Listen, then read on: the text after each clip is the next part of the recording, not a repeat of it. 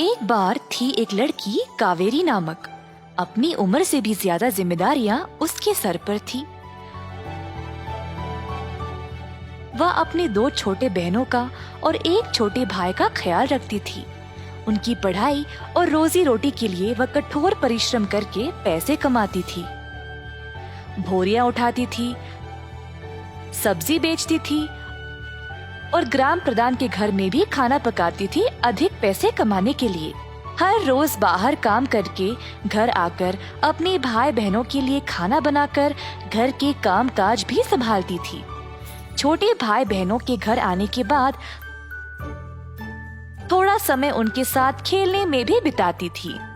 जैसे छोटे बच्चे बड़े होते गए, उनके खर्चे भी बढ़ने लगे। कावेरी चिंतित होने लगी और उसको समझ नहीं आया कि वह क्या करे।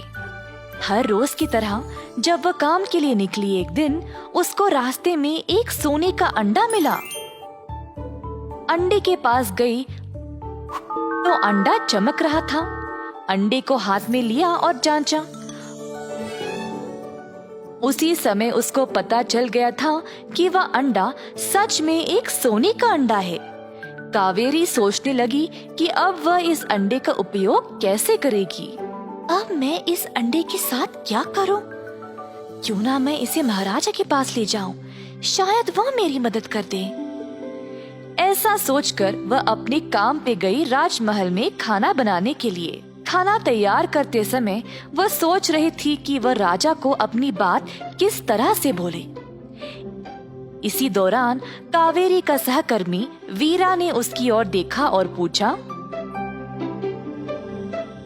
कावेरी जी, आप इतना क्या सोच रही हो? कोई परेशानी है क्या? वीरा, एक बात बोलूं? मुझे एक सोने का अंडा मिला है आज रास्ते में। ऐसा कहकर कावेरी ने वीरा को अंडा दिखाया। वीरा को तुरंत समझ में आ गया कि यह अंडा असली सोने का था। वीरा के दिल में लालच पैदा हो गई और अंडे को अपने हाथ में ले लिया। कावेरी जी, आप अपने आप को इतना परेशान मत करो। मैं खुद जाकर महाराजा को इस बारे में बताऊंगा। सच में वीरा? ठीक है, कृपया आप अब तुम ही जाकर महाराजा को सब कुछ बता दो। वीरा अंडे को लेकर चला गया, पर महाराजा के पास नहीं ले जाकर वीरा ने अंडे को अपने ही घर ले गया और अपनी पत्नी को दे दिया। ये असली सोने का अंडा है, किसी को इस बारे में पता नहीं चलनी चाहिए और इसको छुपा के रखना। अगले दिन कावेरी ने वीरा को अंडे के बारे में पूछा। सोने का अंडा? ऐसा मत बोला करो मेरी जान, लोग तुम पे हंसने लगेंगे। क्यों वीरा, तुम ऐसा क्यों बात कर रहे हो? तुमने महाराजा को सब कुछ बोला है या नहीं सोने के अंडे के बारे में? कौन से सोने के अंडे के बारे में?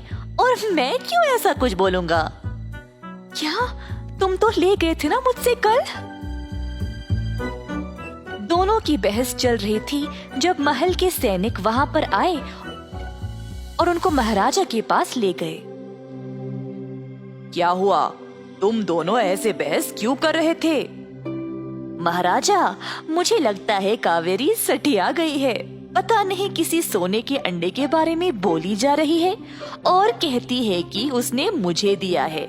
सोने का अंडा होता है क्या? ऐसा क्यों बोल रही हो कावेरी?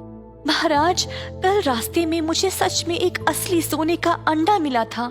मैंने खुद देखा और मुझे पूरा विश्वास है कि वह असली सोने का था और मैं उसको इधर ले आई आपको देने के लिए ताकि आप मेरी मदद कर सके। पर सीधा आपसे आकर बात करने से मैं थोड़ा डर रही थी। तो वीरा ने बोला कि वह खुद आपको देगा और सब बताएगा, परंतु वह अंडे को अपने साथ ही ले गया और आज ऐसे नाटक कर रहा है जैसे उसको कुछ पता ही नहीं। ठीक है, अभी के लिए तुम दोनों जाओ और अपना अपना काम करो। मैं इस समस्या का हल निकाल लूंगा। सबके निकलने के बाद महाराजा ने चुपके से अपने एक सैनिक को बुलाया। कावेरी और वीरा पर नजर रखना। इनकी हर चाल चलन को जांचना और कुछ भी गड़बड़ लगे तो तुरंत मुझे बताना। महाराज के आदेश का पालन करके सैनिक उन दोनों पर नजर रखने लगा। सैनिक ने देखा कि कावेरी बहुत मेहनती लड़की थी जो कठोर परिश्रम करके अपने भाई और बहनों का ख्याल रखती थी। उनको पाठशाला भेजकर महल आती थी काम पे। ज्यादातर वह अपने भाई बहनों के बारे में सोचकर परेशान ही रहती थी। दूसरी ओर वीरा के चाल चलन कुछ ठीक नहीं थे। अपनी पत्नी के साथ छिपकर बातें करता था, रोज की तरह महल में अपना काम करता था। पर एक दिन काम समाप्त होने के बाद रात को चोरी छुपे एक पेड़ के ऊपर चढ़कर वीरा ने एक थैले को उठाया। सैनिक ने देखा कि वीरा पेड़ से नीचे उतरकर उस थैले से एक सोने के अंडे को बाहर निकाला। लालच और खुशी से उसने अंडे को चूमा और वापस रख दिया। अगले दिन ही सैनिक ने सब कुछ महाराजा को बता दिया। तुरंत महाराजा ने वीरा और कावेरी को दरबार में बुलाया।